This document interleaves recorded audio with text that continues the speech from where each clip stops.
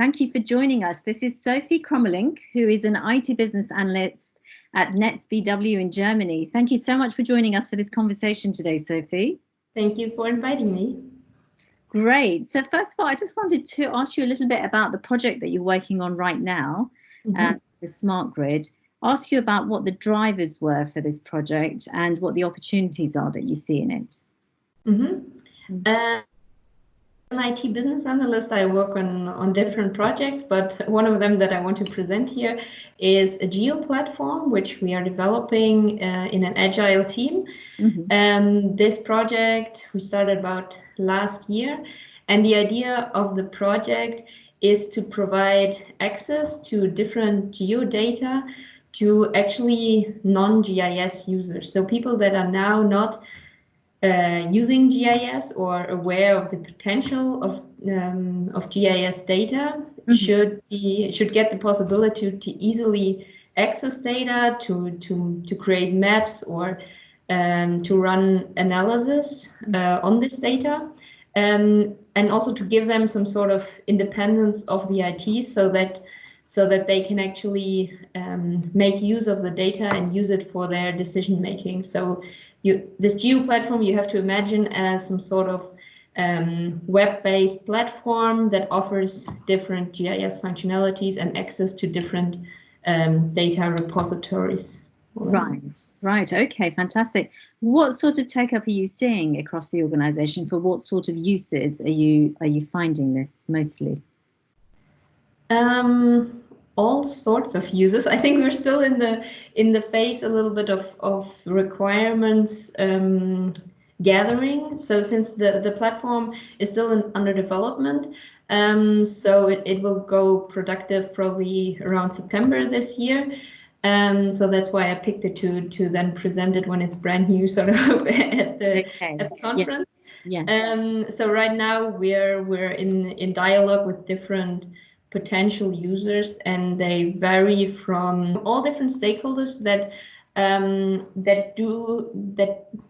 capture or that do something with geographical background. The Netze BW is a company that belongs to NBW, which is the third largest energy company in Germany. So typical stakeholders are, for example, people that build electrical infrastructure and that then want to analyze where's the location with the most potential, for example, to build a certain type of infrastructure.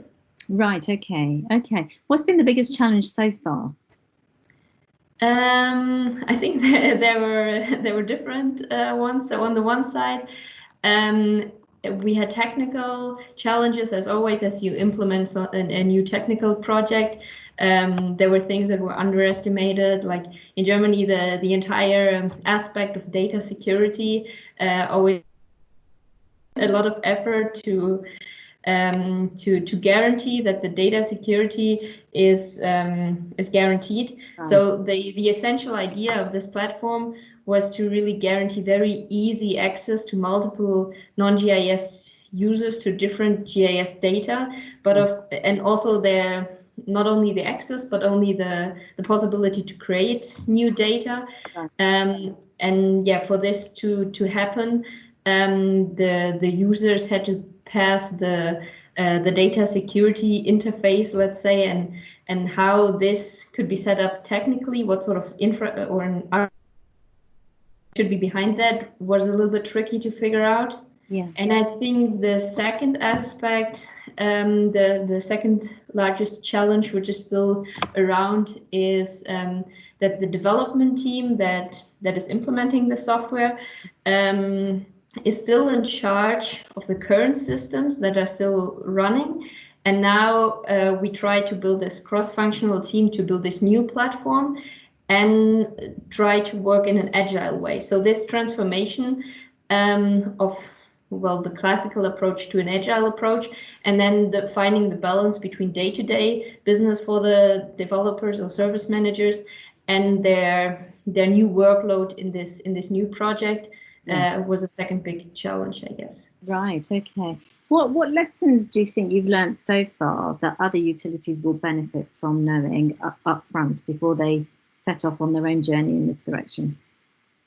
I think again there are different lessons. I think one can be related to this agile aspect that I just mentioned, that it has shown to be very beneficial to start this new framework of working in the center of the attention very early, and it allows to start building very early, and that really the users can use and make them aware of this new project and the possibilities that the platform offers.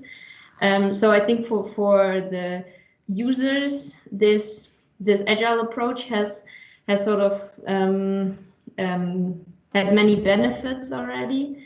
Right. And on the other side, the development team, they got support by an agile coach, which they found very necessary and helpful in this process. They realized that actually the Scrum process, which is the agile framework that they work in, also has benefits when you only use parts of it. So the agile coach helped them to pick which of the meetings were really make use or make sense in their environment. And yeah, this is this agile idea now was useful for once the developers and also the users. Right. Okay. Okay, great. It sounds like it's really going to speed up your processes and get information to the right people at the right time much more. Yeah. So wish you the very best of luck with that project. It sounds great. So Sophie, just on a more personal level, who's inspired you most in your career so far, would you say? I find it hard to really pick one. Yeah. There are always multiple people that inspire you in different aspects. But I think one that stands out is my supervisor of my master thesis, called Bernhard Höfler, because that during my master thesis was like the first time that I worked very independently on my first own project, and I had to pick which data to analyze and what to do basically, and what to define the impact of what I was doing and why I was doing what. And I think he inspired me to really choose specific things, even though I had many things that interested me and that were possible, and to really focus on those and do those with more focus. Right. That's something that has stuck with me, and that I learned from him. Yeah, I think in this day and age, especially when we have so many options, so many distractions, the ability to focus and do really deep work for a sustained amount of time is so critical to success, isn't it? So, that sounds like a great influence. Great. And so outside of the smart grid, Sophie, what are your passions? What do you like to do? How do you relax and unwind? How do you kind of get the most out of life? I think the most prominent is probably running, which I do since many years, and almost every day. I run also competitively from 10K to marathon, and it's something that really gives me a lot of energy and that I really like doing. It also has many different aspects that I like about it. But I would say that's like my main passion. Right, okay. Has it played a big role during the lockdown period for you? Has it become more of a feature of your day? It hasn't changed so much, I think, during the lockdown period, or maybe I just moved to a new place in Germany, and normally I would run with more people, but since now all of the training in groups and so on were stopped, I just ran a lot alone. But I also did that before, so I think running around alone was a thing I did before. Yeah, good reflection time. Yeah. Excellent. Well, Sophie, thank you very much for joining us, and thank you for all your insights and thoughts. Really appreciate that. And we look forward to hearing more from you in the autumn when our conferences start up again. Yeah, so great to hear from you in advance. All right, you have a good day. Thank you. Take care. Thanks.